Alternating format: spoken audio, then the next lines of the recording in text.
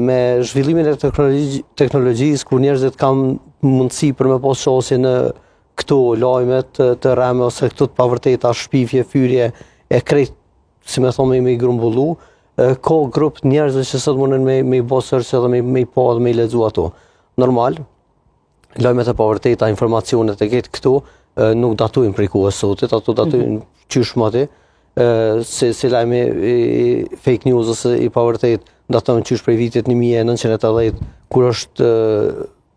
përdorur për çështje ekonomike, politike e tjerë, po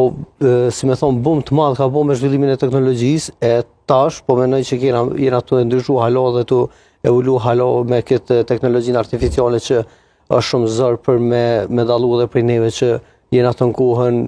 të lexu edhe në teren, e limo për një grup të caktuar që çka të lexojnë, çka të shohin, e marrin si të mirëqenë dhe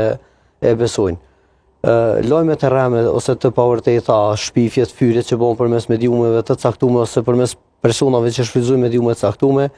nuk konsiderohen si vepra penale, ato mund të ndjeken vetëm në procedura civile ku personat të cilët janë atakuar apo është dëmtuar imazhi, reputacioni apo si me thonë të mirat e tyre materiale ose personale, përmes mediumeve ato mund të zhvillojnë procedurë vetëm pa di për kompenzimin e dëmit.